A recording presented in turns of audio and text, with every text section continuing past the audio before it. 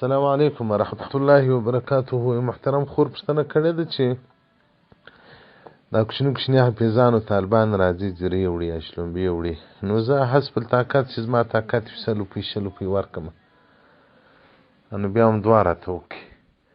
وایي دا اورېندارګانې او دا د کور ښځې راته وایي چې دوه مازین غواړه، دا خو تا خیرات ورکړې، د خیرات په بدله کې دې دوه ځین وغوښته، په دې دې غاړې بندېږي.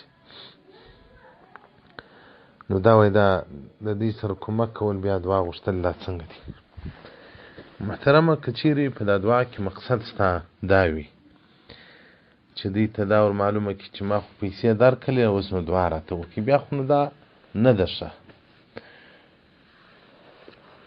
او خیرات خو ته د الله دپاره کوې، دعا د دې په دې نیت ځینې غواړي چې دوی پاک پاک ماشومان بچیان دي، مور و پلار یې پرې ایښي دي، سبقانو ته راغلي دي، سبقان وایي مسافر دي، بیا چې څه راغټ شي بیا به امریکایانو تیارې ورته جوړ کړي دي، میزایل یې ورته جوړ کړي دي، بس بیا به شهیدانوي.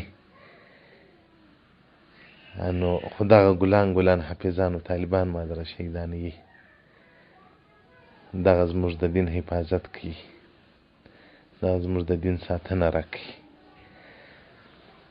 نو ته خو دغه نیت واجن غواړي چې دا پاک دي، په دې نیت نه چې ته د خپلو پیسو په مقابل کې دوه ځین وغواړې، نو بیا پروا نه لري، ځکه موسوعة الفقهیه جلد نمبر 20 صفحه 266 بحث دعا کې فرمایي وایي هر هغه څوک چې ته تر ځان ښه بولې ته طلب د دعا ځین کولی شي.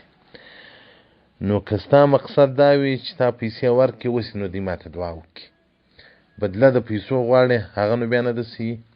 او که په دې نیت دعا وکړي چې مثلا دعا ځین وغواړې چې تا پیسې ورکړې، انو باره ستا دا فکر شي چې اوس به نو د دوی زړه نرم سوی وي، دوی به خوشحاله سوي په دغه وخت کې، نو دعا د دوی ښه قبلیږي، هم بیا څه مشکل نه لري. محترمه ستا تر نیته پورې تعلق لري.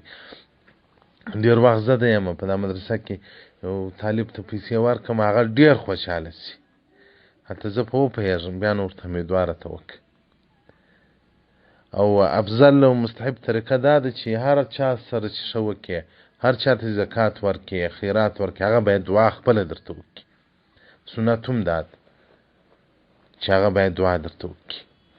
نو دا بعضې خلک چې ما سره کومک وکړي، یا د مدرسې سره وکړي، یا د مسجد سره وکړي، نو زه دعا ورته وکړم، ځکه سنت هم دا د رسول الله صلی الله علیه وسلم باره کوي چا چې ښه در سره وکول د هغه بدله په دعا کې ورکړه، د هغه بدله په الفاظو کې ورکړه. نو محترمه په دې کې مشکل نشته. والسلام علیکم.